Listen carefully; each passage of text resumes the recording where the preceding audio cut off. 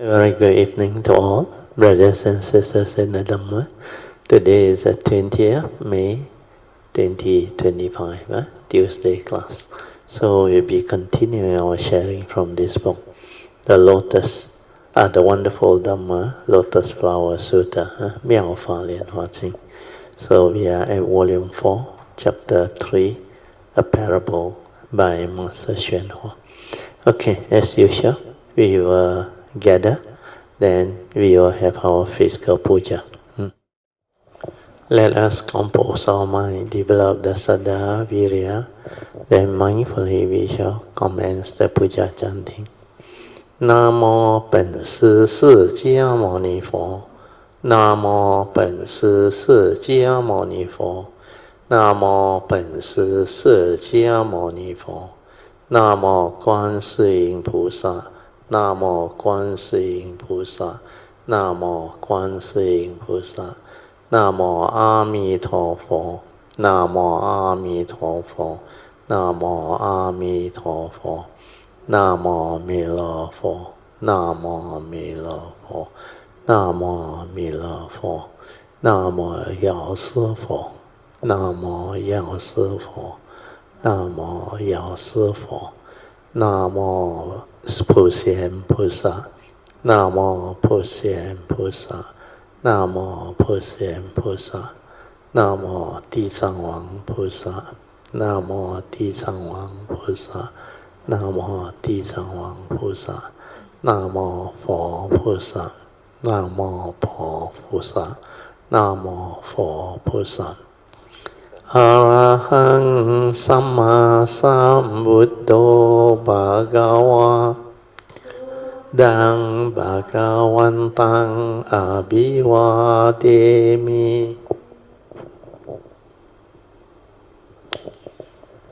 Swakato Bhagavata Dhammo Dhammang Namasami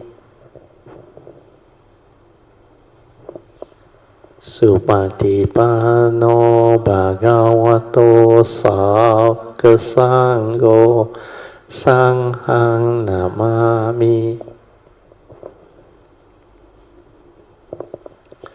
Namo tassa Bhagavato Arahato Samma Sambuddhassa Namo tassa Bhagavato Arahato Samma Sambuddhassa Namo tassa Bhagavato Arahato Samma Sambuddhassa Buddhang Saranang Gacchami Dhammang Saranang Gacchami Sanghang Saranang Gacchami Dutiyampi Buddhang Saranang Gacchami Dutiyampi Dhammang Saranang Gacchami Dutiyampi Sanghang Saranang Gacchami Tatiyampi Buddhang Saranang Gacchami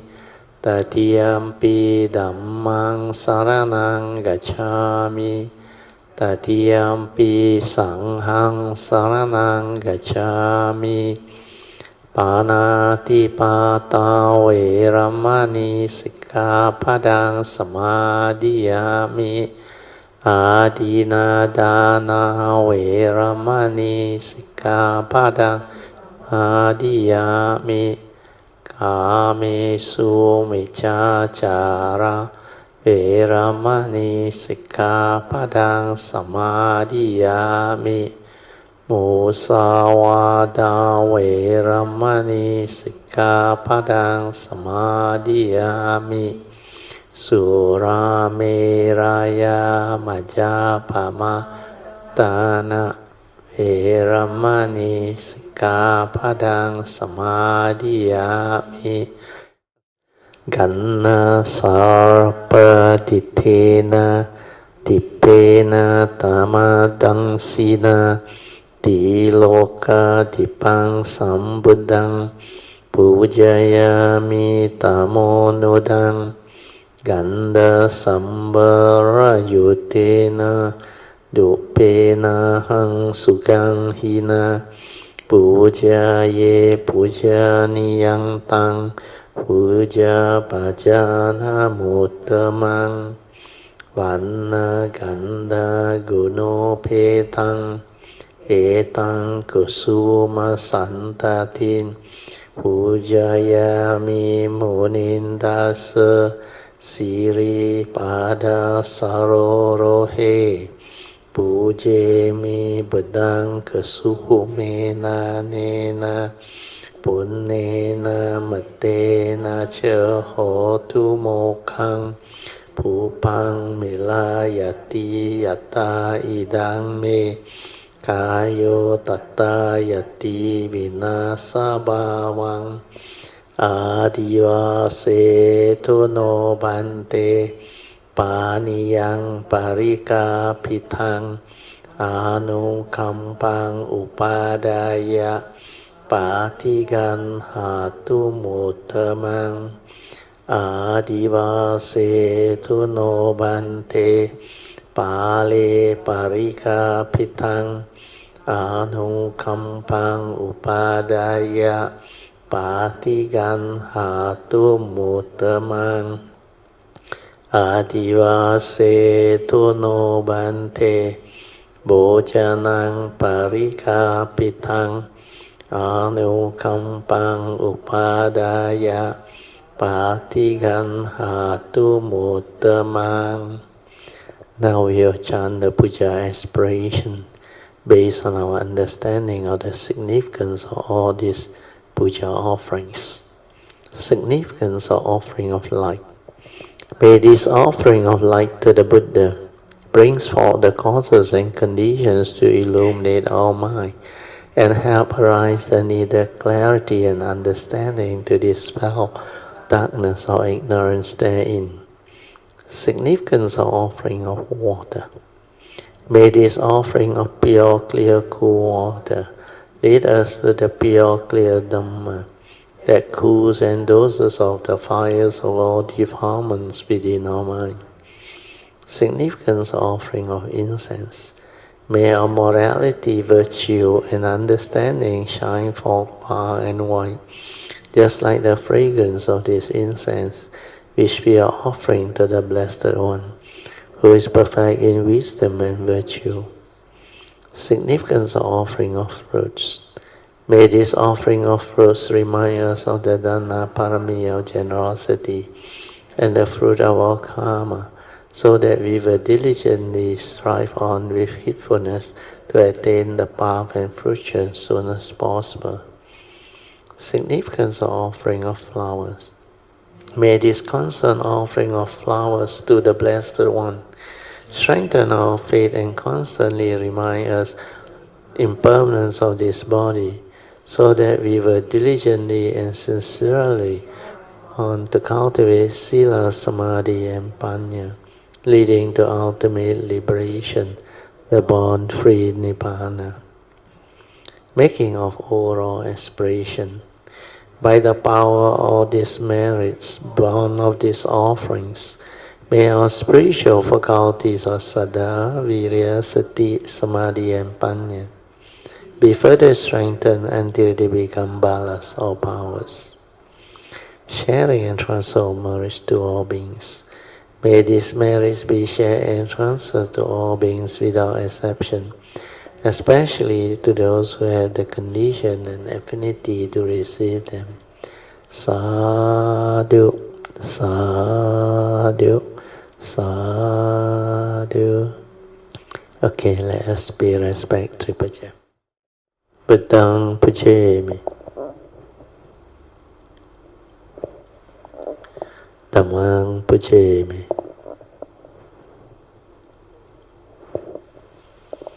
Sanghang pujemi. So awareness-based meditation is very useful and very important, where it's the basis for us to train our mind to develop the silent mind, to be aware within. So like the word awareness-based meditation. So this meditation is to allow us to develop the understanding, to stabilize our inner awareness, which is sati. When you stabilize the sati, you are able to realize the silent mind. And this silent mind basically is our true mind. When the mundane thinking stops, the true mind arises. Basically, that true mind was the primordial nature within. Before thought arises, that was your true, silent, meditative mind. That is the mind that is capable of developing all the understanding, capable of allowing us to insight into phenomena, to awaken to the three universal characteristics of anicca, dukkha, and anatta. And it is also responsible for the silent observation of what is, which is the reality, which is suchness, the truth. Like the Buddha always mentioned, when causes and conditions are already fixed, the phenomena will move in that direction. That's why he always proclaimed to the monk, whatever arises, there are causes and conditions behind. And these causes and conditions, he has explained them in his teaching. Basically, is the pancha niyamas. Of the 5 pancha niyamas, the first 2 are scientific law. He called it Uttu niyama, the physical aspect of nature's law. All physical things behave following that law. Then we have the bija niyama, which is the biological order of nature. All organic things, biological things, having life form, they are governed by this bija niyama. But there are the other 3 spiritual laws. The law of karma, karma niyama, the law of mind, citta niyama, and the law of truth. And these 3 are more useful, more important. These are the spiritual laws that govern the rest of the activity and movement within nature. And of these 3, the most powerful one that has influence over living beings is basically the law of karma, karma niyama. And according to the Buddha, under the 5th daily contemplation, we are all born of our karma, heir to our karma, conditioned supported by our karma. And we are what we are because of our karma. So this is the law that we have to pay attention to. And to meditate is to develop the awareness within, to understand this law. We call it the moral causation. Because our mundane thinking, the mundane mind that manifests from that pure awareness nature within, that is the one that creates the moral causation or the karmic process. And when that arises, all things arise. That's why the Buddha called it the mano, or mundane mind, mundane thinking mind.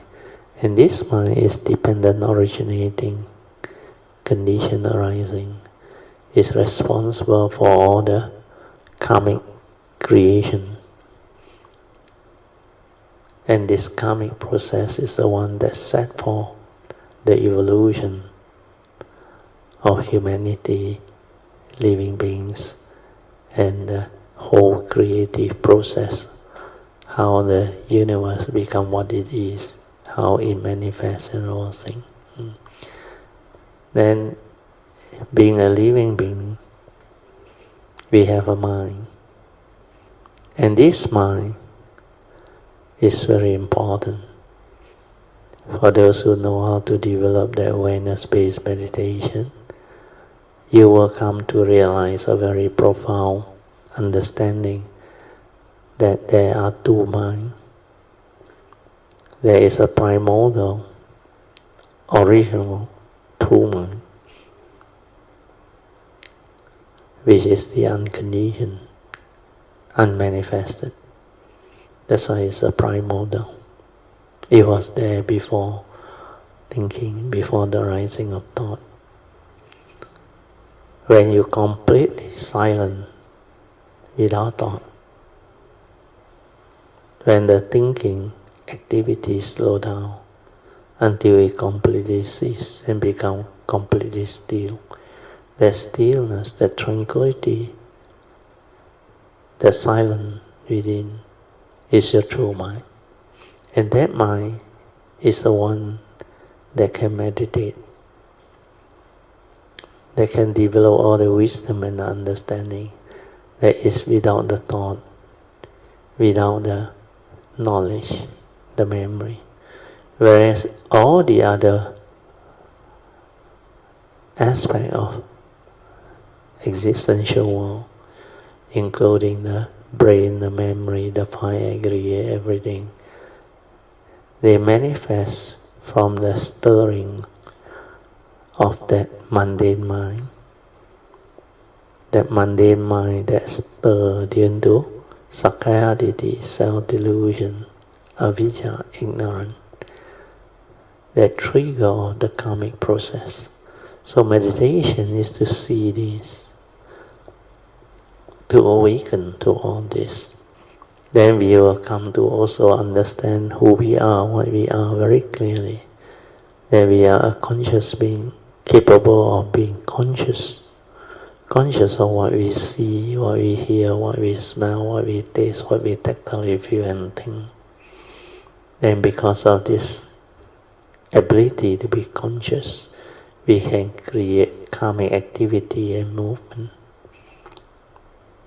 We can give rise to causes and conditions within the existential world. And from there, all things are set into motion. Mainly through avijja, ignorance, that condition grasping and clinging to the five aggregate of form and mind. So with this understanding, we develop the understanding to awaken. We call it wisdom at the moment of sense experience. This yoniso manasikara that arises through the meditative training, through the cultivation of the first, second and third turning of the Four Noble Truths, are very powerful, very important. When they arise, it will spontaneously prompt the living being, especially we human beings. At the moment of sense experience, it will prompt you spontaneously and allow you to have the understanding so that you will not stir your mind. You will not react to sense experience. You will not create karmic negativity. Then you can be at peace with all conditions, all things. So that is basically what meditation is, to be aware of what is going on within nature, within life, within the moment. Okay, then I go to the four support. Remind you, we need to develop the four support initially to stabilize the inner awareness. First support is just relax body and mind completely. Don't try to know, don't try to do anything, just relax, silent. Then maintain the inner awareness. Before the thinking, before the thought, just aware. Whatever arises within your six sense bases, aware, finish.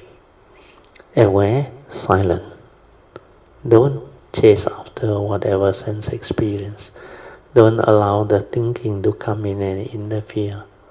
Especially your views, opinion, conditioning and belief system, your memories, psychological memories. Yeah. So you can do that, relax, maintain awareness. Then your mind will be different. It will start to slow down, and become very quiet and very still. Then the third support is develop the ability to continuously allow this mind to stabilize and settle down. Means continue to maintain awareness for as long as you can until the mind enters sati. Until everything you do is with sati. All your activity and movement, the awareness, sati and mindfulness move as one with the phenomena. Then all the tactile arising, you also aware. Then you can detect whatever vibration or even your heartbeat within your form and mind, your nature. And whatever sense experience, when it imprints upon your hearing, your smell, your taste, your tactile, your arising of thought, you aware. So able to maintain this first three support is very important.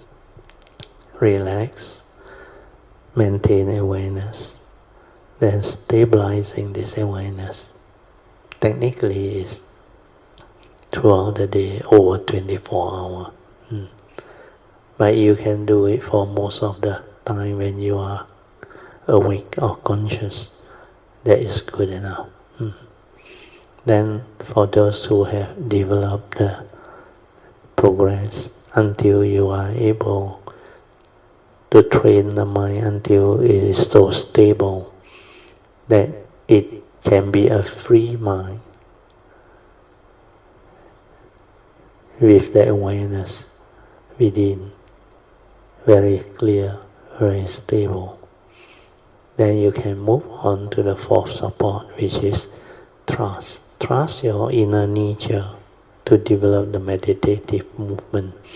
You just silence everything and stay at the heart area. Let that nature detect whatever that arises. Then stay with it. Anchor it at your heart area. But don't go and interfere. Just let that nature move by itself, detect by itself, and completely silent. Then not long, if you are patient, that mind that enters sati will have the intelligence and understanding to move and activate whatever it needs to activate. Then finally, one day, it will help you locate the gateway to your nature. Then the form and mind that go through that will understand. Very beautiful things will unfold. Initially, it's like all your externally developed yin-yang energy, they start to melt into that gateway and transform into pure energy within. Then it moves by itself, and then you are aware. Because you are aware, you can understand the whole movement. You can understand what happened within and how it actually developed the internal movement to activate all the nadis and chakra that need to be activated. Then the flowering of that is the most beautiful. Then you will progress and become very different. Then your internal awareness will stabilize. And it will start to activate more and more, until finally you can illuminate the whole nature.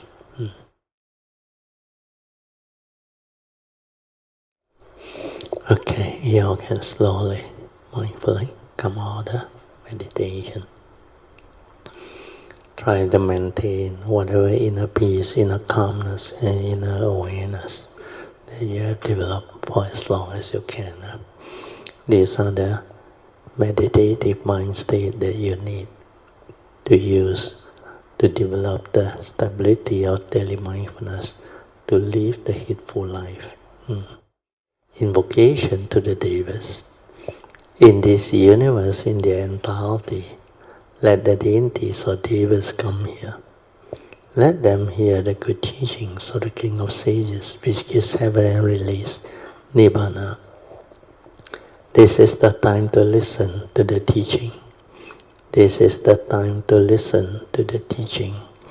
This is the time to listen to the teaching. Samanta Chakawalesu Atra Gachantu Devata Saddhammang Munirajasa Sunantu Sakamokadang Dhamma Sharing Kalo Ayang Badanta Dhamma Sharing Kalo Ayang Badanta Dhamma Sharing Kalo Ayang Badanta Namo tassa bhagavato arahato samma sambuddhassa. Namo tassa bhagavato arahato samma sambuddhassa. Namo tassa bhagavato arahato samma sambuddhassa. Iti peso bhagava rahang samma sambuddho bija charana sampanno sugato lokavidu anuttaro purisa sarati satta deva manusanang Buddho Bhagavati Swakato Bhagavata Dhammo Sanditiko Akaliko Ehipaseko Panayiko Pachatang Veditabo Vinohiti Supatipanno Bhagavato Sāvaka Sangho Ujupatipanno Bhagavato Sāvaka Sangho Nyaya Patipanno Bhagavato Sāvaka Sangho Samici Patipanno Bhagavato Sāvaka Sangho Yadidang Chatari Purisa Yukani Atta Purisa Pugala Esa Bhagavato Sāvaka Sangho Ahuneyo Pahuneyo Dakhineyo Anjali Karaniyo Anutarang Punyang Ketang Lokasati. Sadhu, sadhu, sadhu. Okay, you all can we say that? We all continue from where we stopped. The Buddha uses wisdom and skillful means to rescue living beings from the burning house of the three rime. The three rime are the rime of desire, the rime of form, and the rime of the formless, means Rupaloka. The rime of the sensual desire rime is Kamaloka. This one is Kama, no Kar. Kamaloka, then Rupaloka, then Arupaloka. as if extending his hand to living beings who are singing in a swamp. The Buddha pulled them to safety. Living beings are trapped in the burning house of the three realms. Some are burned so badly that they cannot move their hands or walk with their feet, as they are on the verge of dying in the fire. Along comes the firefighter, which is the Buddha, to save them. Our three realms are just like a huge burning house. Not afraid of being burned, the Buddha enters the three realms to pull us out of danger in the same way as a fireman saves people from a burning house. How compassionate the Buddha is to us. Hearing this, if we have the slightest sparks of conscience, we would or we should be weeping tears of remorse. The Buddha is so kind, so compassionate to us. If we do not resolve to cultivate from now on, we do not deserve to be humans. We may be on our way to the hell, to become hungry ghosts, to be born as animals. Or how can we cry over some long-lost friends, or some relatives who are in troubles? Here we are ourselves, just about to burn to death in the burning house. The Buddha forsake his own life to save us all living beings. If we do not start cultivating now, we really do not deserve the Buddha's kindness, compassion, joy, and equanimity. With kindness, one gives joy to others. With compassion, one elevates others' pain. The Buddha dispels our suffering so that we can be happy. We really should bring forth the bodhi resolve and not be lazy, as I know some of you were before. We should feel shame and stop losing our tempers as we did in the past. We should resolve to become awakened. The Buddha is waiting for us. But dear Master, someone says, you just told us that the Buddha is willing to sacrifice his life to save us. Since he is already a Buddha, does he still have to die? The Buddha does not die, but living beings do. Although the Buddha has transcended the cycle of birth and death and does not pass away, we living beings are still subject to birth and death. However, our lives are just like the Buddha's life. That is why if we don't hurry up and end birth and death by cultivating the path, it is equivalent to dragging the Buddha down to die with us. So we should not delay in bringing forth the bodhi resolve. We should advance with vigor, with courageous vigor, and stop being lazy. The Buddha skillfully rescued living beings, teaching them the three vehicles, the vehicles of the Savaka or the Samhira, and the Pacceka Buddhas, and the Bodhisattva's vehicle of the Buddha. To rescue living beings, the Buddha teaches us these three vehicles: the Savaka vehicle, Pacceka Buddha vehicle, and the Supreme Buddha vehicle. The Supreme Buddha vehicle leads us to become Buddhas. The Buddha had prepared for us the Dhamma door of the three vehicles. Which vehicle are you going to choose or pick? Do you want the sheep cart, or you prefer the deer cart, or would you like to have the cart drawn by the great white ox? Pick one for yourself. You should not just listen to the sutta passively. Go ahead and take your share. The Buddha has given us 3 kinds of cards. Everyone has a choice. If you want a great white ox card, he will give it to you.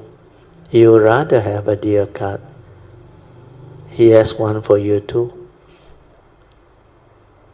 If you want a sheep card, the smallest card, that is okay too.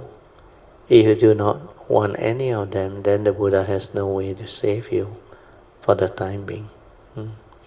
Then the next part of the sutta, correlating the praise of the 3 cards has been rare. Then correlating the indicative turnings, correlating the evidential turning, correlating the hortative turning. Okay, we go to the sutta. So first part of the sutta is correlating the indicative turning. Hence he said to them, you should not take pleasure in dwelling in the burning house of the 3 rhymes. Do not crave vulgar and inferior forms, sound, smell, taste, and tangible objects. If you attach to them greedily and passionately, you will be burned by them. You should quickly escape the 3 rhymes, for then you shall attain the 3 vehicles. The vehicles of the sound hearers, Savaka, the vehicle of the Pachika Buddhas, or the silent Buddha, and the vehicle of the Supreme Buddhahood, Supreme Buddha vehicle. Commentary. Hence he said to them, you should not take pleasure in dwelling in the burning house of the 3 rhymes. So the commentary explained the introductory phrase. Hence he said to them, was added by Venerable Ananda when he compiled the sutta. When the Buddha said you, he referred to the 30 children and the 500 people, as well as you, me, and all living beings of the present. Do not assume that we are left out. We are included in the word you. Sakyamuni Buddha is telling all of us not to take pleasure in the burning house of the 3 rhymes. The rhyme of desire, the rhyme of form, and the rhyme of the formless. He said that the pain there is excruciating. One should not expect to find happiness or fun there. Here the Buddha is talking about the first of the 4 noble truths, the noble truth of dukkha or suffering. There is limitless suffering, but living beings often mistaken suffering for bliss and mistake true bliss for suffering. For example, sometimes if you know how, you can turn bad situation around to become favorable. If you don't know how, you might mess up even a good cause. Suffering may be miserable, but living beings usually mistaken it for bliss, while they regard true bliss as suffering. Living beings are confused, muddled. In their confusion, they become lost and do not know the way home. This one is do not know where you come from. Originally, you are from that source, that nature within. Then from there, the primordial arises. But because of avidya, the first thought of ignorance, the condition or the subsequent coming movement, the creative process, living beings become more and more lost until they forgot that they were from that unconditioned primordial nature. Instead, they grasp at the fine aggregate of form and mind, believing that that is what they are, and that is a permanent, unchanging entity that they can grasp onto, cling onto, hold onto, and say, this is me, this is I. Therefore, that sakayaditi, that delusion, that avijja, cause karmic activity and karmic downfall of the living being. And through that, the first noble truth, the reality of life and existence, take its course. Because within the existential world, the prevalence of suffering is everywhere. Without wisdom, without the Dhamma understanding, you cannot free, you cannot liberate. You don't understand life. That's why they always cling on to the deluded activity, the phenomenal world of consciousness, not knowing that they are impermanent, leading to suffering, an empty nature, no reality. He no you, he no me. All this wisdom and understanding are not there. So I will read on. The session say you don't know how, you might mess up even a good cause. Suffering may be miserable, but living beings usually mistake it for bliss, while they regard true bliss as suffering. Living beings are confused, muddled. In their confusion, they become lost and do not know the way home. This is very true. They walk down the wrong path, deviant path, without realizing it. That is the truth of suffering, noble truth of suffering. And so in this passage, all living beings are told not to linger in the burning house. Do not crave vulgar and inferior form, sound, smell, taste and tactile objects. These are the sense data, your emotion. So do not hanker after what is coarse, vile, rotten and decaying. What is rotten and decaying? Suffering and affliction are rotten and decaying. They disturb the inherent nature of our true mind and erode our wisdom, making us ignorant or deluded. Form, sound, smell, taste and sight, including tangible objects, are the five perceived objects. They are also called the five desires. Form refers to all that have shape and appearances. That's why we call it color, shape and form. Sound, smell, taste and tactile objects are invisible. These five perceived objects delude all living beings. Some are deluded and tinted by form. Some like to listen to nice music and are deluded by sound. Others like to smell fragrance and are attached to scents. Some are attached to flavors and are deluded by food. Others like tactile contact and become deluded and defiled by tactile objects. The term for perceived object in Mandarin literally means dust. Go to note 21. Chen, le chen ai, chen, dust. Okay. Why are they called dust? They are impure. That's why Shen Xiu also in the poem, so that no dust can alight, so that no defilement, unwholesome mind state can alight. They are called dust because they are impure. The five perceived objects make living beings completely confused. However, let us suppose you attach yourself, you detach yourself from all perceived objects. There is a saying, if you see things and awaken, you can transcend the world. If you see things and are confused, you will sink and fall. And that is very true. Whether it's a direct seeing or mundane seeing. That's either two big difference. If in a situation you wake up that's transcending the world, means you can transcend duality, you can transcend the creation of the mundane thinking. But you get caught up and swept away by the situation, then you may end up descending into the lower realm or existence.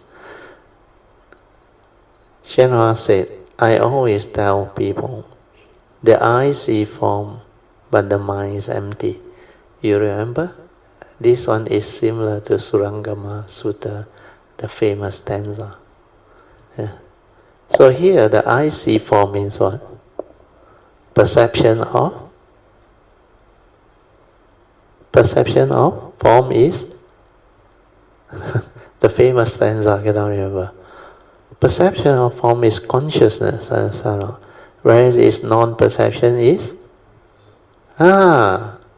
so non-perception is wisdom, is because that direct seeing without word cannot perceive anything, understand?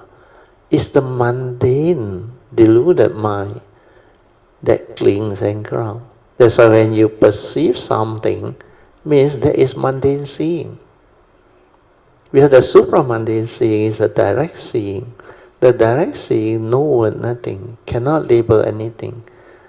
There is no form, no 5 sense data or the 6 sense data that can imprint onto your sense basis and trigger off the content of consciousness through your wrong view, delusion, sakayaditi, your accumulated memories, which are your views, opinion, conditioning, belief system, etc. These are the things that delude you, cause your mundane mind that is deluded to grasp, cling and give meaning. That's how suffering arises. Through delusion you grasp and cling. Then because they are existential activity or phenomenon, they are not real, not what you think. They exhibit the universal characteristic of anicca, dukkha and anatta, because they follow the panchaniyamas.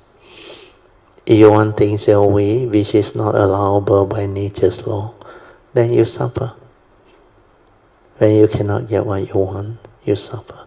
When things don't go your way, you suffer. Means you don't have the wisdom to understand all this and to awaken to all this. And you cannot develop that type of wisdom and understanding. You will cling, you will grasp, you will stir your mind and react to whatever sense experience that you come into contact with. Because that craving for sensual desire, craving for becoming and non-becoming, the craving to be and not to be. So first is sensual craving, then bhava tanha, craving to be, then vibhava tanha, craving not to be, then kama tanha is sensual craving. So that craving mind, born of delusion and sakayaditi, there are 3 aspects to it. The main one is kama tanha, sensual craving. So the 6 type of sense data or basis, when you cling onto them, grasp onto them and hold onto them, thinking that they are real, they can be owned, can be possessed. You cannot see their universal characteristics, how they arise and how they pass away. Then you will have sakayaditi, and you will fall into the what they call self-delusion that condition your affliction, suffering and misery. So all this is what the Dhamma is all about. So sensual craving is a very powerful craving. That's why sensual desire, like and dislike, both are craving. Both are called sensual craving, whether it's positive or negative. That's why all your five senses, you have to have the direct seeing, to see things as they are, so that you develop the wisdom, so that you awaken to their universal characteristic, so that they lose their ability to deceive you and delude you. Otherwise, you cannot awaken. Then the other two types of craving is craving to be and not to be, is Sakkaya Ditthi too. Self-delusion, where you believe there is a permanent unchanging entity that exists within the form and mind. Then you believe that can be you, and you want to be famous, you want to be successful, you want to have authority, power, you want to be promoted, you want to be the world champion, you want to stand out. So all this craving to be is born of Sakkaya Ditthi, self-delusion, not realizing that there is only one world champion in any sports, or within an organization there is only one CEO. Very rarely do you have a joint CEO. Then also, based on all this understanding, then when things become very negative, when the stress, the pressure, everything is being felt, then you crave not to be. That's why sometimes people went through depression, then they want to commit suicide. The suicidal thought becomes so powerful. You say, might as well die if it's so much suffering and misery. That's why both types of craving lead to suffering, affliction, mental agony, misery. Okay, we go back to the notes. So the three types of craving, by now I think should be more and more clear. But you get caught up and swept away. Oh, this one we finish. You may end up descending into the lower existence, means the four willful state. Okay, next paragraph. This one also we have finished. The second part we haven't gone in. The ear hears mundane sound, but the mind is not affected. So this one is teaching you to develop the wisdom, the direct seeing. It's like, instead of just based on the sensual craving, perception of form is consciousness, whereas it's non-perception, is wisdom. That part, if you can penetrate, you penetrate all. Because hearing, the sense data, is also a type of vibration. We call it mental form. Because that one is not so perceptible like physical, external form. Then you have smell, taste. These are more subtle form. Then you have tactile sensation. Then you have the mind base. All this is the same. When you have the direct see, the awakening, the understanding, all this, they have no power over you. That's how I use that saying. When you awaken, the phenomenal world of consciousness and form, they like collapse in front of you. No more meaning. They cannot deceive you anymore. They cannot distract you anymore. They cannot even entice you anymore. Not to say lure you. No way. Because you understand them for what they are. This one are reality that pertains to the conditioned world. That's why the conditioned world has its own set of reality. That's why duality exists within the existential world. The existential world has all the things that is described in the Heart Sutra. The Four Noble Truths, birth and death, even enlightenment, attainment, and all those things. But within true emptiness, all this does not exist, because these are conditioned world's reality. Within the unconditioned, all this does not exist. That's why you need to awaken to both the conditioned Dhamma and the unconditioned Dhamma in order for you to understand life, in order for you to awaken, so that it will have no power over you. Okay, I read on. You should not be affected or disturbed by any situation that you encounter. In other words, you should be in control of the situation and not vice versa. When you have reached this level, form, sound, sense, flavor, and tactile object cannot influence your mind. So it's a similar description.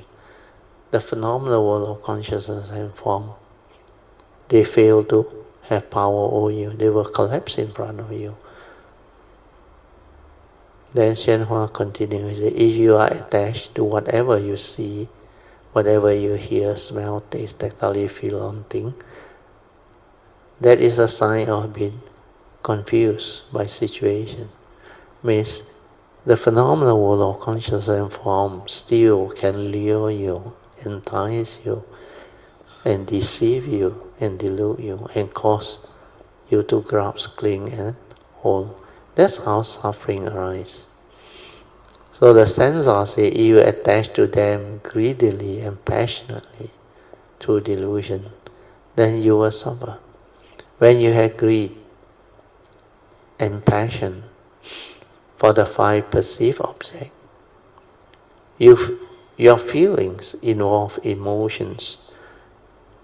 When you face these five sensory objects, you give rise to attachment and craving.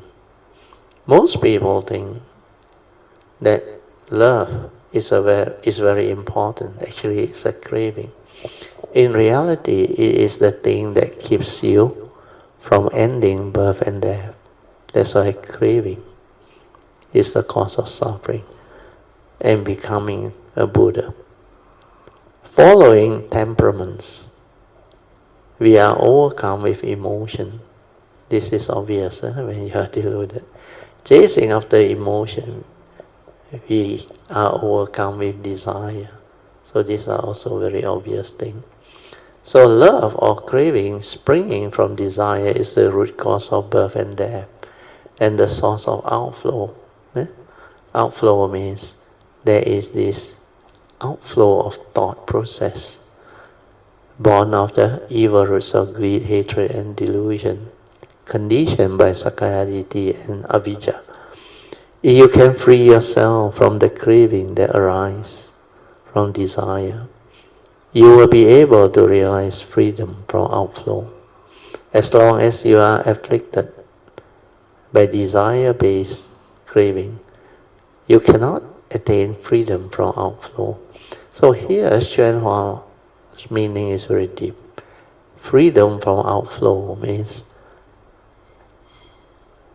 the outflow of thought. Arahant, when they become Arahant, they have no more Avijja. But there is still this outflow of thought process, the birth and death of the thought process. Means they have ended the segmented birth and death of that segmented form and mind, but they have not ended the outflow of thought. Means that birth and death of every moment and every instant of thought, they still continue. That's why they always say there is still outflow, and you cannot end that unless you can develop the Bodhisattva way to transform the inner nature until that inner nature's vibration become very, very fine, very pure. Then the mundane mind become too gross to exist within the form and mind. That's how it slowly, over a period of process, it will collapse, finally collapse.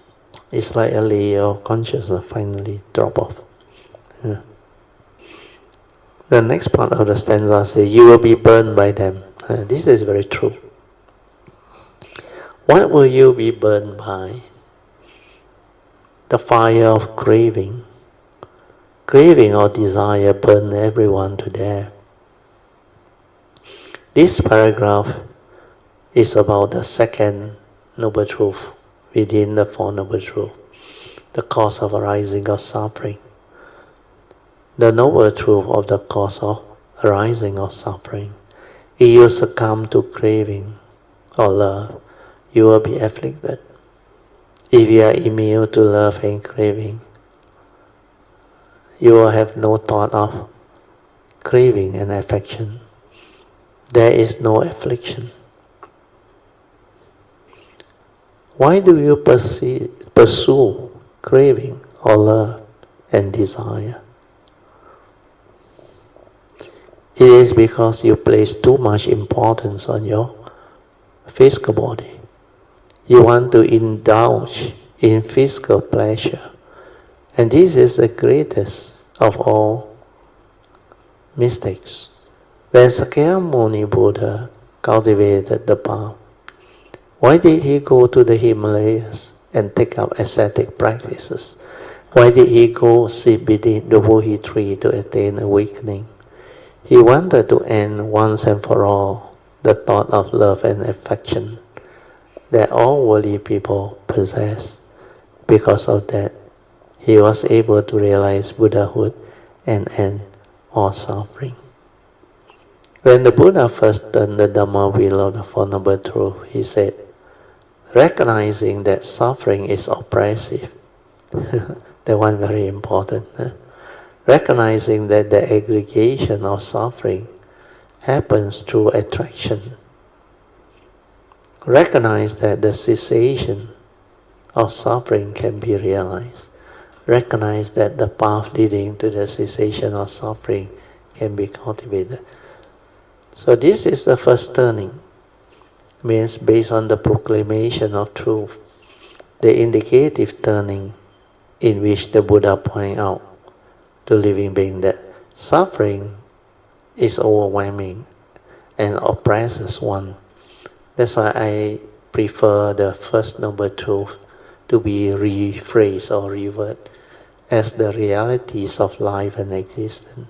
Where if you live life long enough, you will confront all these realities within life and existence, and the 8 conditions that can condition suffering and affliction. These are common reality that all living being has to experience or go through if you live long enough. Then, if you confront them without the Dhamma understanding, the wisdom, you will suffer, you will be afflicted. And that is the noble truth. That's why I call it prevalence of suffering. Suffering is everywhere within life and existence, the 8 realities of life and existence. If you confront them without understanding and wisdom, you will be burned, you will be tormented, where you will grasp, you will cling, you will hold to avidya, sakkaya ditthi, self-delusion. So all these are something that cultivator of the world, the way will pick it up as we cultivate. So this is the first turning, the indicative turning in which the Buddha pointed out to living beings that suffering is overwhelming and oppressive. Affliction arises within, attracting external situations that cause more affliction. If our mind were not afflicted, no external situation would be able to afflict us. There is a path that can be cultivated to achieve the cessation of suffering. But I prefer to use the word suffering need not be. We are enlightenment in the here and the now. Nibbana can be realized. Yeah. Then the cause of arising of suffering is very important. So in the second turning of the Dhamma wheel of the Four Noble Truths, the Buddha said, suffering is to be understood. Means not only the first noble truth. the second noble truth, the cause of its arising, then the cessation, then finally, of course, the path that leads to the cessation. So under this second turning, every of these noble truths, there is a different emphasis. That's why the Buddha said, under the second turning, the first noble truth, we say, this noble truth or dukkha, the eight realities of life and existence, is to be understood. Yeah. You can understand it, then it will actually help you. Yeah. Then the aggregation of suffering is to be severed, means the cause of its arising. You have to abandon it or sever it. Then the cessation of suffering, nibbana, is to be realized. Then finally the path that leads to the cessation of dukkha, which is the cultivation of the noble evil path, is to be cultivated. So in the second turning, the hortative turning means contemplative, means the emphasis that is given for you to contemplate, to reflect and inquire. That can lead to the stability of the wisdom and understanding. It's very important. So in the second turning, the hortative turning, the Buddha encouraged all living beings to cultivate this second turning. The Buddha said you should recognize and understand suffering. Means we should inquire, why did the Buddha say this noble truth or dukkha is to be understood? If I don't develop the understanding, what will happen to me? Means when I confront them, I don't even know that I'm suffering. So that is the danger. You suffer without knowing that this is suffering. That is really delusion. It's really, really deluded if you have to live life that way. Because if you go through suffering without knowing that that is suffering, then how can you develop the wisdom to free or to liberate? There is no way. That's why in the second turning, the Buddha encouraged living beings to develop the contemplative wisdom, to reflect deep into the first turning proclamation, then to inquire, why did the Buddha say so? Then how can I develop the understanding? You will have to go to the final summary of the first noble truth, where he defined, in short, it is due to one's Sakaya Ditti that condition wants to grasp and cling at the five aggregate of form and mind that I call dukkha, means the upadana khandhas, the grasping aggregate. And then you have to put it to test. Why did the Buddha say so? How can I develop the understanding? Means I must understand what the Buddha meant by the five aggregate, the two aspects that I have taught you. Then put it to test. All the aggregates, the two aspects. If I cling onto this physical body, do I suffer? Definitely you will suffer. You believe it's you, Sakaya Ditti. Then you worry about you getting old, getting sick and die. That's why the Buddha cannot find the answer initially when he decided to go for renounce the world, to develop the meditative wisdom, follow the way of the samana. Not until 6 years later, underneath the Bodhi tree, when he realized that this five aggregate of form and mind, the physical body of the human being, is not a permanent, unchanging entity that he can cling onto, grasp onto, and hold onto, and say, this is me, this is I, therefore all this can be mine. Then only he awakened. Then his problem no more. His problem of birth, old age, sickness, and death, no more. Free. Completely rooted out.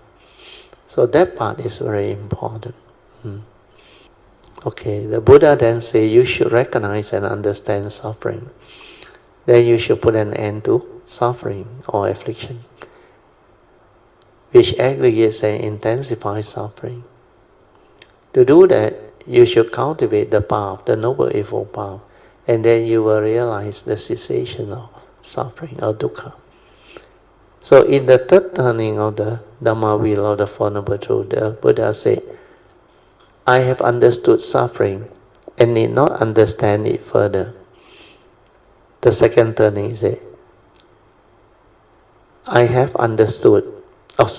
severed the aggregates of suffering and need not sever it further. The third turning, he said, I have realized the cessation of dukkha and need not realize it further.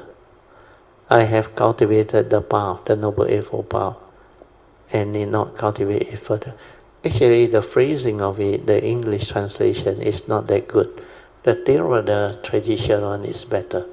The Dhammacakkappavattana Sutta inside there. Because under the third turning, the Buddha said, this noble truth of dukkha has been understood. Means what? He have understood the first noble truth, the second noble truth, the third noble truth, and the fourth noble truth. That's why he points towards enlightenment. Means suffering with the eight condition has been understood. Means the reality of life and existence, the eight reality has been understood.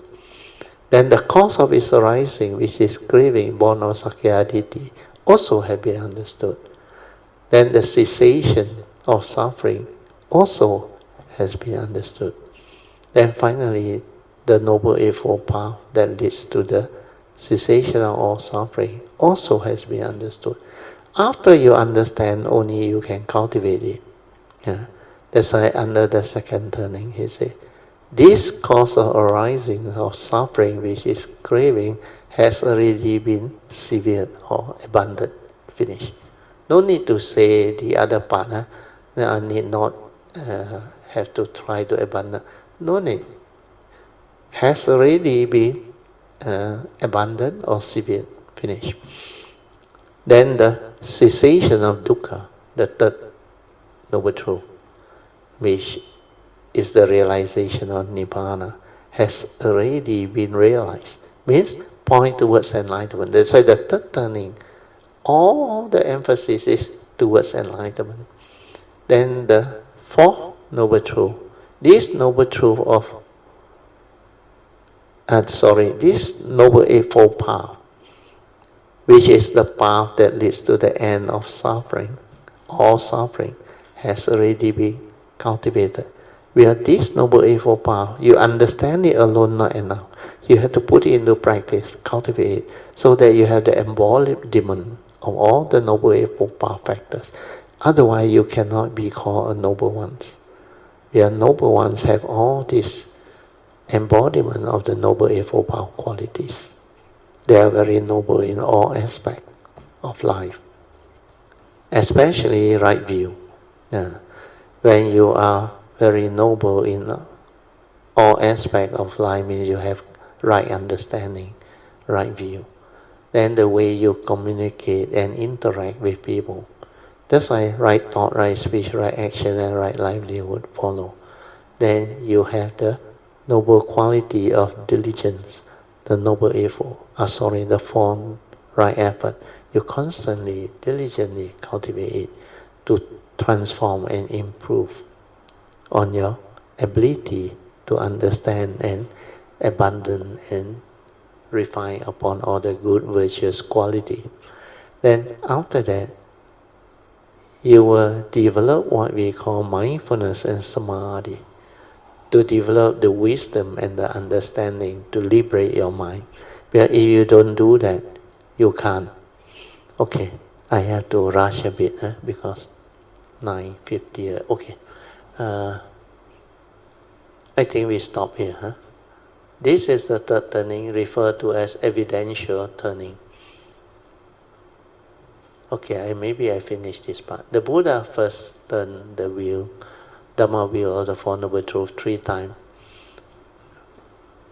For Kondanya, this section of the Dhamma Flower Sutta corresponds to the principles of suffering aggregation or cause of suffering, the cessation of suffering, and the path that leads to the cessation of suffering. Okay, we end here. Now we go back to our second session, which is meditation reporting, and also Q&A session. So tonight, don't worry, Brother Song is here. He has volunteered to develop the sharing. Okay, we pass the mic to Brother Song.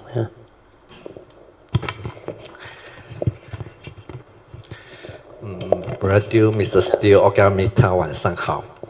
Brother 我要 report 一下after 从 Cameroon 回来的一些experience 我回来了以后有2个晚上我做了梦。我很久没有做梦了。then 就有一天晚上我那个梦一 arise 的时候我很奇怪，我是在里面 aware， 我是在那个梦里面去 aware 那个梦。它 arise 的时候，它是一个很 soft， 一个很 light 的一个 layer， 对，就这样子慢慢的 arise。然后我在里面在 aware 做它慢慢的 arise，我也能够看到那个 layer 里面有 contents， 对，就是，我也知道那个 content 是什么。那个时候我在那个梦里面，我知道那个 content 就是一些不是很 intense 的那些东西，但是它就是一些很琐碎的的那些东西，这样子就在那个 content 我这样看住它，它就这样慢慢的 arise。Then the next day 又是一样又是在很奇怪，我是在睡觉，但是那个梦一 arise 的时候，你就 aware 了，对，你就看住它，然后它有 content 有什么这样我也知道那个是什么东西那个 content 是什么，但是我醒来了，我是 call 回去，我又不能够对，我又不知道，不要去 remember because most of these are subconscious release, subconscious and unconscious. Yes, as he go through the transformation, these are the more finer and finer type of subconscious and unconscious release that need to be released. And most of it is very subtle. And when it's released, very fast it disappears. But later on, when the great beings want to send him message, that type of dream is different again. Again, you are aware. You have the awareness inside there, and you are fully aware of this movement as subconscious and unconscious release. You see them very clearly. That's why awareness-based meditation is not what you think. Completely different. Then that transformation process, when the great being come, you will know. The signs are all very clear. Then immediately inside there you know it. Then the message that come, you will have a lot of gratitude, a lot of joy, and you know what to do. It's just like 1986, Kuan Yin came. And 2008, Maitreya came. Both their nature came. And it's so vivid, that thing. But this one is the initial phases, the stages where after you transform, then you have the awareness. Then you start to, initially you are aware that you are dreaming. You are aware. Then when you want to wake up from the dream, you also know. Then you know that this is dreamlike. That's why in the, what they call, Jinggang Jing, the Diamond Sutta, 一切有为法 means everything within the condition are conditioned Dhamma. And what are they? They are dreamlike. Zhu Mong, Huan Pao Ying. That Mong is what you will see inside there.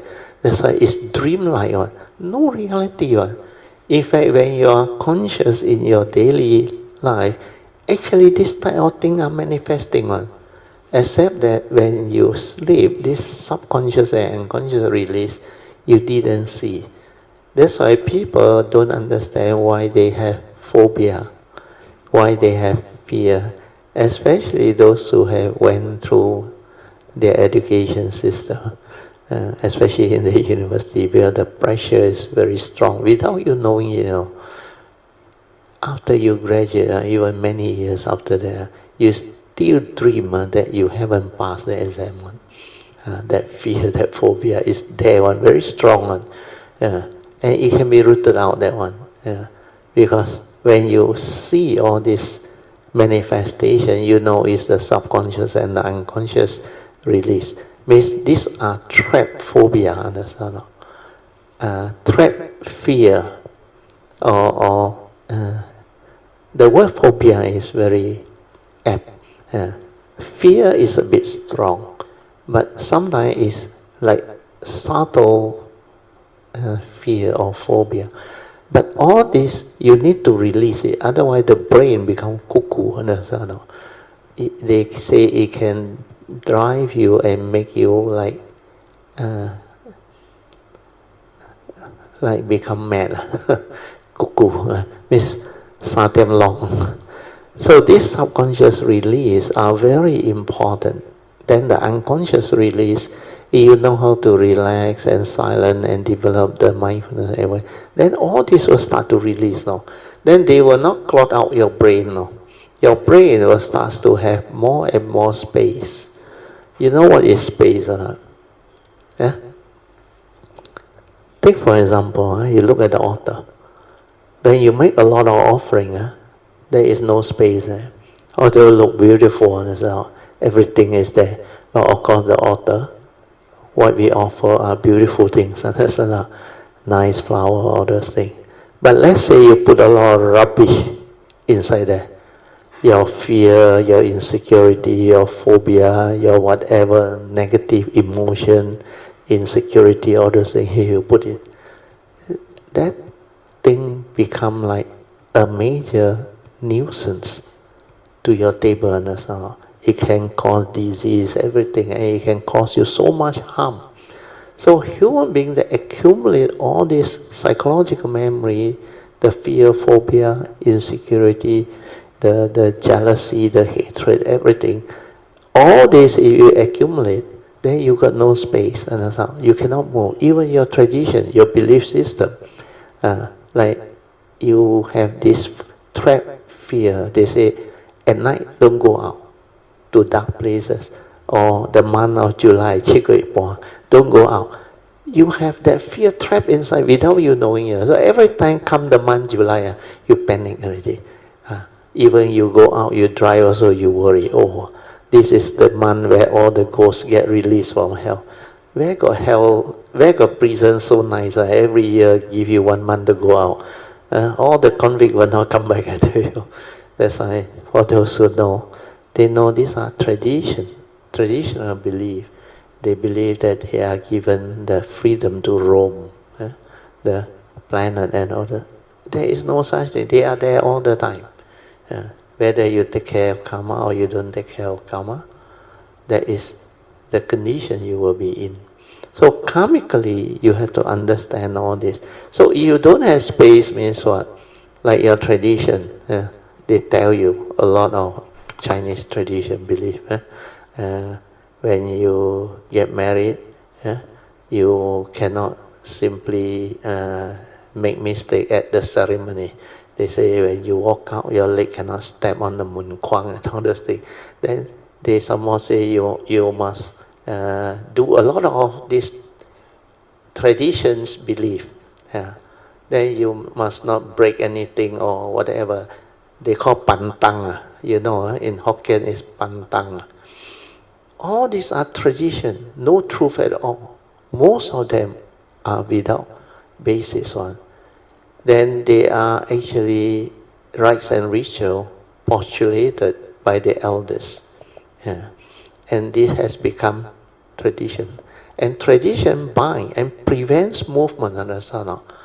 Like when you want to live life, no space means what?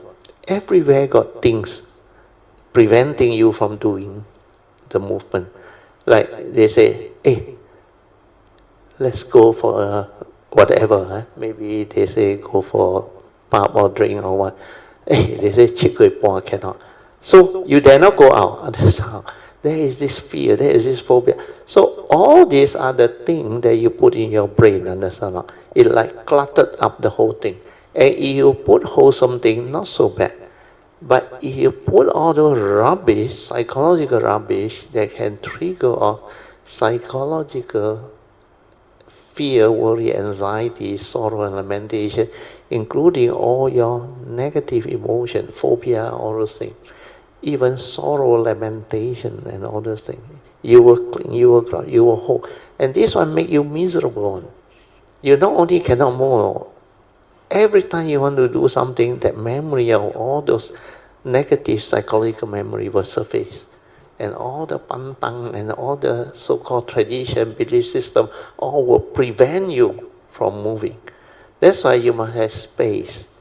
So what I'm trying to explain is when you become aware, when you know how to meditate, you remove all the unnecessary phobia, fear, the negative emotion, or you release it out on the sana. In fact, the body on its own, when you are not creating a lot of thinking, especially when you sleep at night, you know how to sleep. When you're very tired, you know how to rest. But if you are aware, very easy one. Then all this subconscious and unconscious release will happen by itself. And it clear your memory.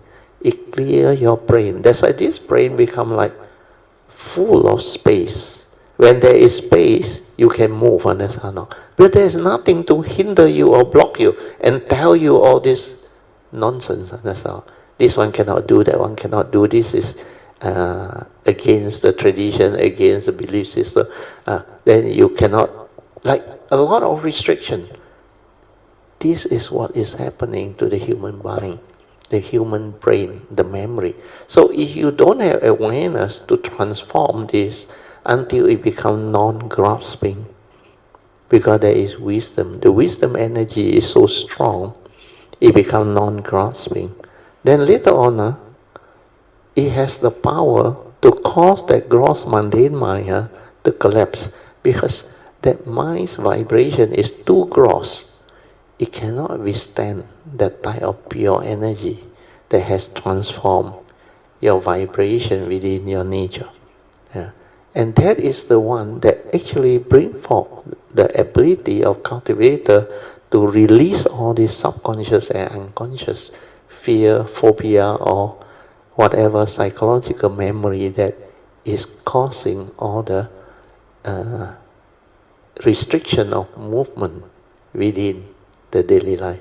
That's why as you develop more and more understanding, more and more awareness and wisdom, all this will help you to release them until your mind has clarity, non-grasping, all this rubbish no more. Not only heedless thinking, the wrong view, the tradition, the belief, all these things, all clear, rooted out, until you become like very different. You suddenly become like completely free. There is nothing to restrict you. There is nothing to create misunderstanding or fear or whatever. Everything within nature is like you can understand them all. They are just the way they are. Conditioned like that, things will. There is no more like and dislike, stirring, reacting. No more phobia, fear. No more. Nothing in this world, in this existence, can cause you any fear, worry, anxiety, sorrow, or lamentation. They cannot even stir your emotion. Nothing. Where you know, empty nature existence. He know you, he know me. No reality. Everything within the conditioned world is dreamlike, like what he experienced. Yeah? That illusionary. Dreamlike is before the illusionary thing come out. Illusionary means when you see that they are only consciousness, images, come and go, come and go. That's why it's an illusion, not what you think. How do you know it's a table? Through your perception. It's a mental image. Externally already dependent, originating, condition, arising phenomena. Not a permanent, unchanging entity. No reality. But how do you know it's a table? You perceive it through a mental image. And this image is even more unreal compared to the solid form outside. Externally already not so real, dependent originality. Then how real can this image be? Then why do you cling onto it, grasp onto it, and develop the fear over it, and become miserable over it? There is delusion. Then you will wake up. Then you realize everything is just consciousness. Mind make are there. Images come and go, come and go.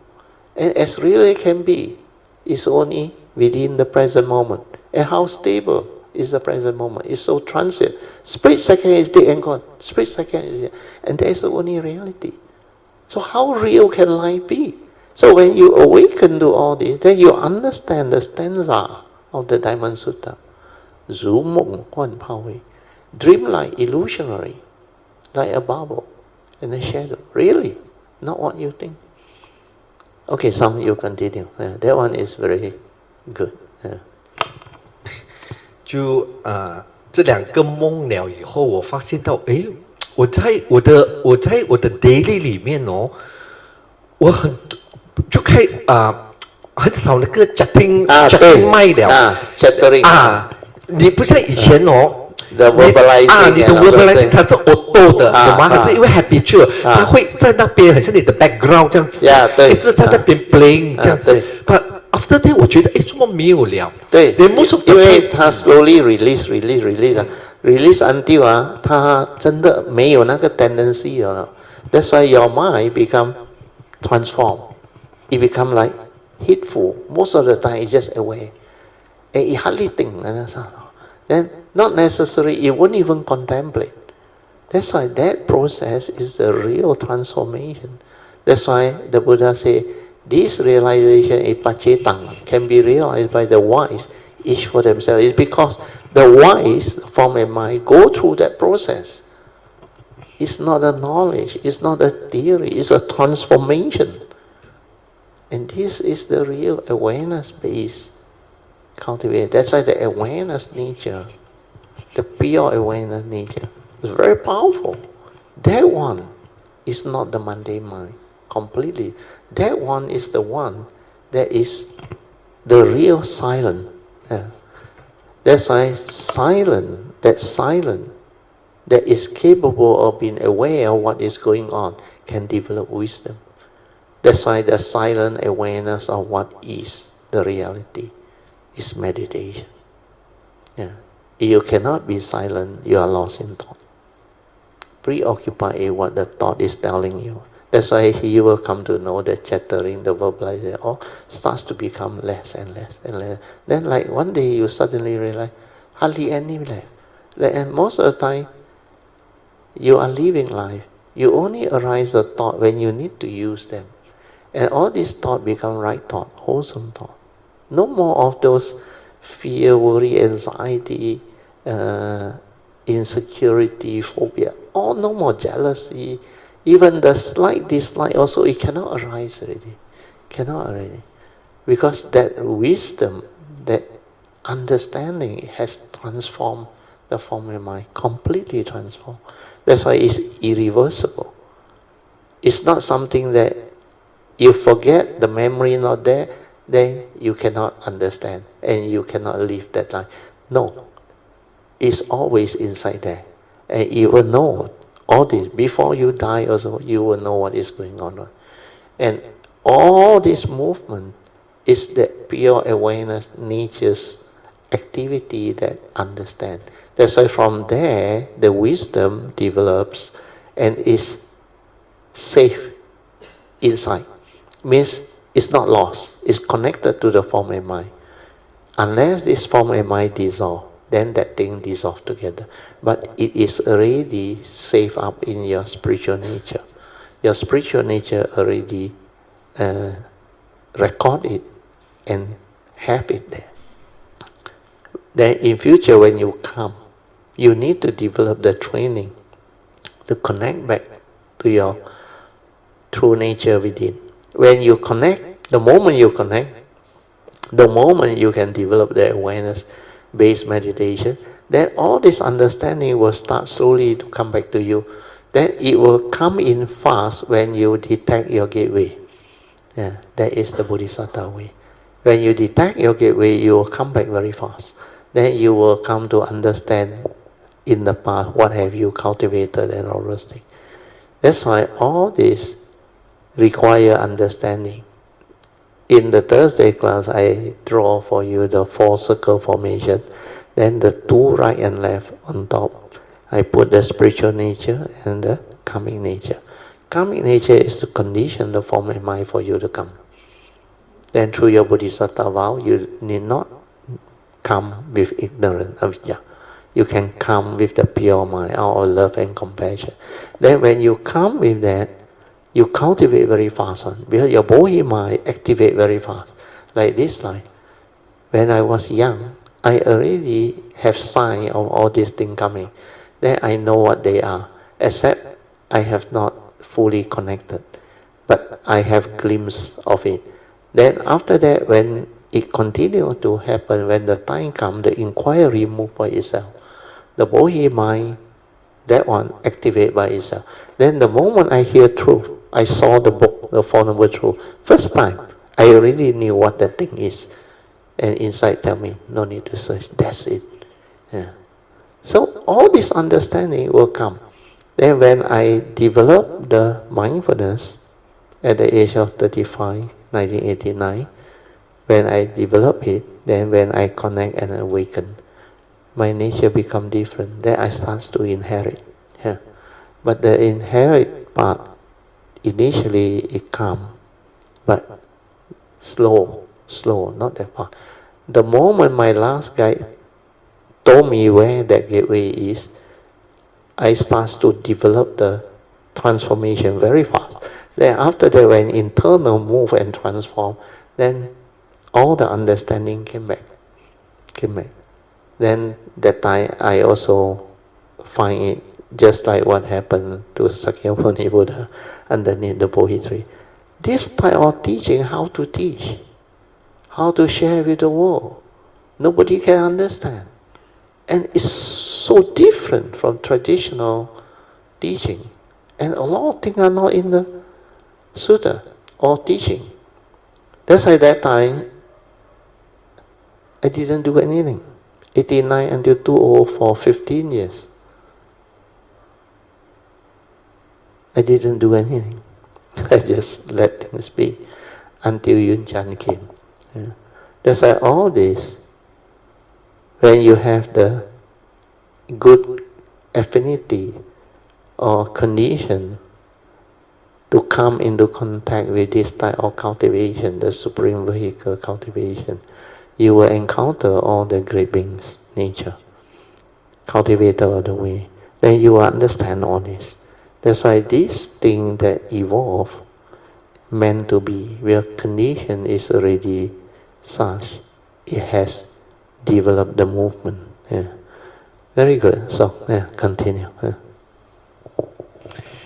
Then 就那一天卫赛节，然后我就去那个 Thai Temple pay respect， 然后过后我就在那边吃他因为还有 serve buffet， 我就就坐在那个桌子那边吃，哇，那种感觉你的 mind stage 它没有那种什么 pity 那种 joy， 什么都没有，对，它就是你不能够用语言去形容它，它也不是 peace， 也不是，它就很平静。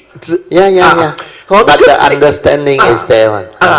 It's not the one that make you excited. It's the understanding. It transforms you completely inside, and you realize this is not something that the world can understand one. And it's so beautiful, so marvelous. 对，所以我讲哇，那过后我讲哇，那个是心无挂碍的那种那个境界那个境界。然后你整个人是就好像你在 present， 然后又 aware， 然后又什么又没有Inside you are no one, you are nobody, nothing. But that form and mind is not you. You were no one, and that is just that nature. And that nature exists within the moment is because of the form and mind. Understand? That's why I say with the form and mind, you know how to cultivate, you will connect to the gateway, then you can be with that nature. But that nature is not a being, it's not you. Understand? But you can be with it. That's why you will know. I give you the hint, the Gong-an, when you stabilize your inner awareness already, you try to find out without thought, who are you? There will be moments that it will manifest on. You are really nothing, because I tried. Within the awareness, I cannot come out with anything at all. No word, nothing. That's why I realized, this is not a being, not me. But the form and mind within the existential world is a human being, understand? But that one is not you or me, because it's not a permanent, unchanging entity. These are condition arising phenomena, except that it lasts longer, understand? That's why you will know all the segmented life, none of them are you. That wisdom is there one, that understanding is there one, cannot run on. That's why in the Surangama Diamond Sutta is mentioned, even the Sotapan also know that. No need to be Arahant. The Sotapan also know that this is not a permanent, unchanging entity. And this wisdom, when you root out Sakkaya-ditthi, the real Sakkaya-ditthi, self-delusion, it is like that one. The wisdom is like that. Very good. Sadhu. Continue. 这些都是那个 mind stage 的过程。对。And then then 我们回来了，不就你在拜师的那个unit Dharma code 里面的那个 aspiration， 哇，非常的好，我就一直在 repeating 的在听，因为你的 aspiration 就 match with 我的那个在 Cameron 的那个 experience。然后我就那天前天那个礼拜天早上，我一醒来，我又听这个拜师的那个last Thursday 的 unit code 152，那时你是在讲那个condition phenomena 的那个，我很 attentive 的在听。当你讲到那个anicca dukkha anatta 的时候，忽然间我整个明白那个就我在做梦的那个 layer 的时候，我讲这个东西它是一个 layer 一个 layer 的 arise， 这个就是 anicca 来的然后我想immediately 然后就想，如果你去 grasp 它的话，就是dukkha了。但是我想因为我那个时候我在梦里面我看到它是这样子这样 arise， 我讲它是 dependent origination 来的。但是它也是一个 anatta 的，忽然间我就开始明白，就是开始明白，原来那个 layers 那个 conscious 那个 sankhara 的这样子的 arise， 它是 sabbe sankhara anicca sabbe sankhara dukkha。 You grasping one thing's your way, you don't allow it to flow and release with the wisdom to accept them for what they are, then you will get yourself entangled. Then you become involved, understand? You start to give meaning. Then you start to cling, you start to hold. Then you want things your way. Ultimately, you suffer. That's why even wholesome mind state, if you attach and cling, it will develop into suffering. That's why I use the word all wholesome mind state or good mind state is a prelude to mental suffering. Because you will attach, you want it repeated, understand? When you cannot get what you want, suffering will arise. That's why whatever that is pleasant, wholesome, do not grasp. Because these are nature's conditions. When causes and conditions are like that, it manifests. Then when there are causes and conditions for you to go through the experience, leave it, understand? Like good food, good condition, eat. Don't go and worry about what people tell you. This is like right and religion. Hey, you enlightened already, you cannot have craving. No. You cannot eat good food. No. They think eating good food is craving. No. That's why there is a big difference with the real wisdom and the knowledge one. Knowledge one is always logic, but not the real thing.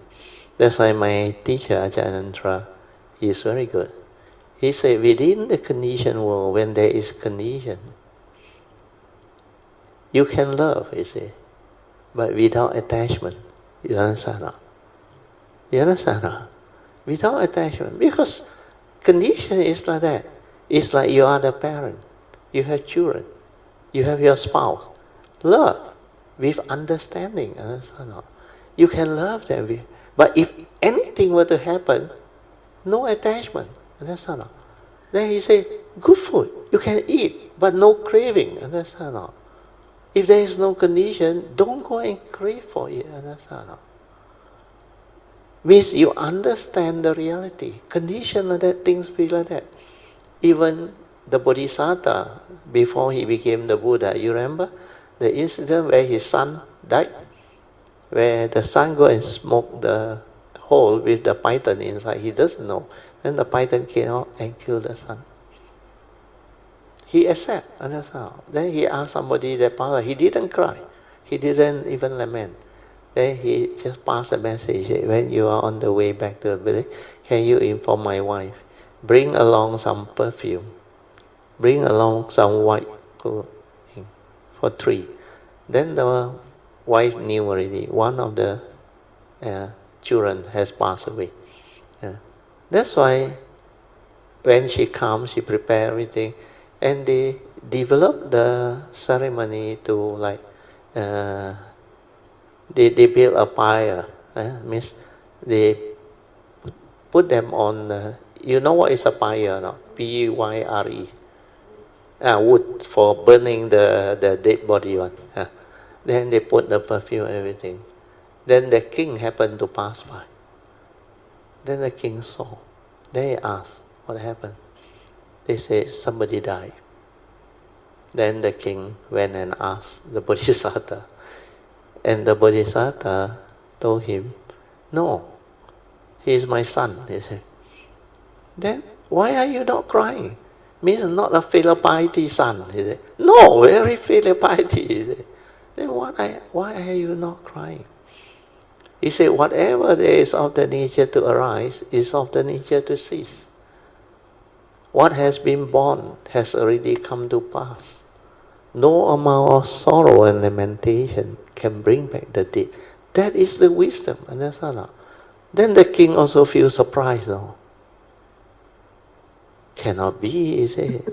Your own son, no, he said. Then he looked at the wife. No? He said, how come the wife also didn't cry? He got to ask the wife. No? You are the mother, you give birth to him. No? You raise him and all those things. No? Why are you not sad? No lament. Then he repeat the same thing as what the husband said. No? Whatever is of the condition to arise is of the condition to cease. What has been born has come to pass. No amount of sorrow and lamentation can bring back the dead. That is the reality. So don't cling, That's why my teacher say, you can love, but no attachment. That is the meaning, understand now? When condition manifests, that is the reality. Accept it. Everything is just the way it is. Meant to be will be. So don't be foolish. Understand now? So that is the deep meaning. Okay? So continue.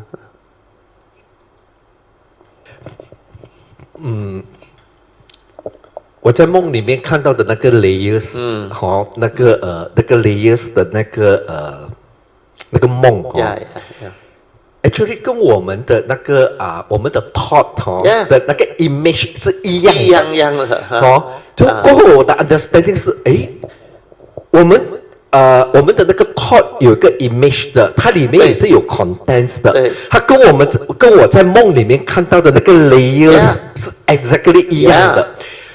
我的 understand 就是，当我们在我们的 daily 里面，我们的那个 thought， 如果我们一直在紧紧的抓住out of delusion 的话，你是紧紧的一直在 grasping 的话，它有一些东西，它会慢慢的会 store 进你的 subconscious 里面，exactly 就是一样的。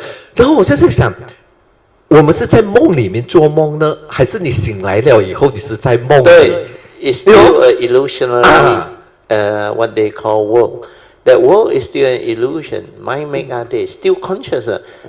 Not much different from the one that you release through the dream. Because the subconscious and unconscious release dream, most of them are very short story on.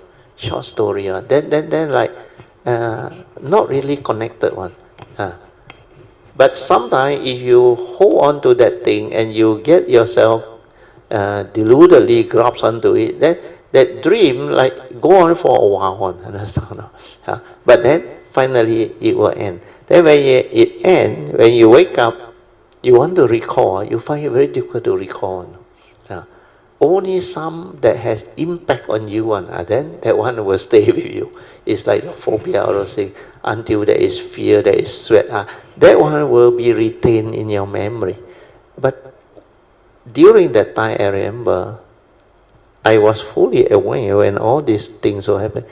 Then to me, I want to test, I want to know, It's just an illusionary mind make subconscious and unconscious release, But I aware that I am there, Then I tested it, I knocked on the table, Really solid, like I am here, Then I try to do things, But one thing funny is, when I'm there, I can levitate, I can fly, I also cannot understand. So one day I want to know, how can I do it there, but I cannot do it when I'm here? So I tested it. I actually can do it there. But the conditions are different. Then all this, that's why I can like find out, play with it. And these are beautiful, marvelous things that you can. And to me, that dream state is also an altered state of consciousness, understand? It's just like life, you live on this world, no different. It's consciousness, mind make. And you think it's very real. That's why finally I saw images on it. Consciousness, mind make are they. Then with the content and its story, understand? You deludedly grasp and cling, you finish. That's why you let it release. You let it appear. Because when I was doing the 24-hour awareness, I saw the subconscious release, the unconscious release. One by one, they're releasing. Then I just fully aware. Until I wake up, like I didn't sleep. The last thought and the moment I become conscious is connected. Then my face not tired one. I don't have to wash face or those things at that time. Like I didn't sleep. It's like I fully aware until I wake up. That's why this awareness-based meditation in 1989, after I went through that transformation, nobody understands. That's why I just tell myself, who can understand what is going on? I even tell my wife, after my Monday, Michael, I say, how come like that? For 4 or 5 days, almost 5 days, I remember, my ability to see the world completely different now. How come last time I cannot see all this? The universal characteristic, the clarity of all this activity and movement. Then how come after the Monday mind collapse like the cloud, all this burst, everything is so pristine, so vivid, so clear now? Then only I come to that realization that without mind, I cannot perceive and do all those things. Then later on, because I was during that 5 days, without mind, that Monday mind no more, like totally no mind inside. And that movement is so fine, really like no mind. But inside the wisdom tell me, no mind, how can you perceive? Then I realize it's a super Monday mind from that nature. But this mind is non-grasping, it cannot like last time already with the delusion, cling, where it see the unreality, he see clearly. No such thing, no reality at all. That's why completely not what you think. And this is what awareness-based meditation is capable of giving you the understanding. That's why this one is not knowledge-based, not thought-based, not the traditional cultivation where people come out with all those style of teaching. No, this one is from that pure awareness nature you awaken and you develop the understanding and the transformation. That's why after that I realized why the Buddha said this Dhamma, wisdom and understanding, is pacetang. can only be realized by the wise each for them. You have to go through it. Otherwise, you cannot understand all this. It cannot manifest at all unless you went through the whole cultivation and that thing happened. Then you transform. Your brain also change. Everything also change. Your whole of your physical, the psyche, change. Totally different. That's why this is not something that normal cultivator of the way can understand. Yeah. That's why I like his song, starting to go through some of it. It creates a condition for my nature to explain further, deeper. Yeah. You have to summarize it. Yeah. Then continue next session.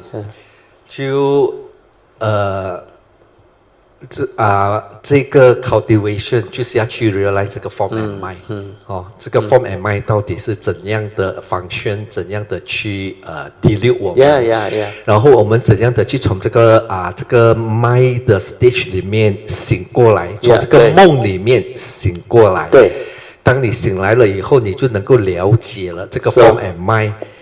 那么你就能够超越它，那么你就能够超越这个生死，了生死，对，sadhu very good, sadhu, sadhu, sadhu, very good. So let us rejoice. One more time, sadhu, sadhu, sadhu. Okay, we have to share marriage, transfer marriage, starting with the Devas.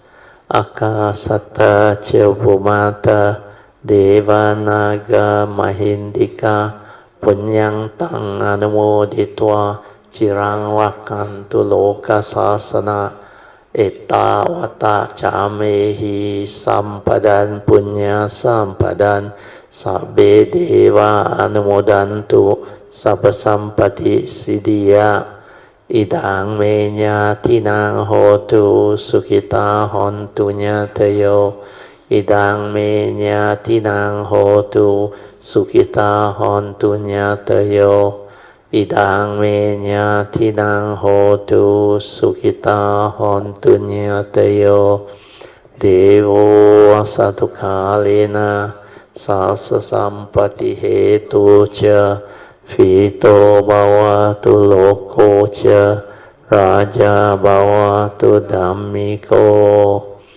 imena punyang kamena Mame bala samagamo satang samagamo hotu yawa nivana patiya sadhu sadhu sadhu. Okay, you all can now pay respect mindfully to Lord Buddha, Kuan Yin Bodhisattva and all the worthy ones. Then we end. Sadhu.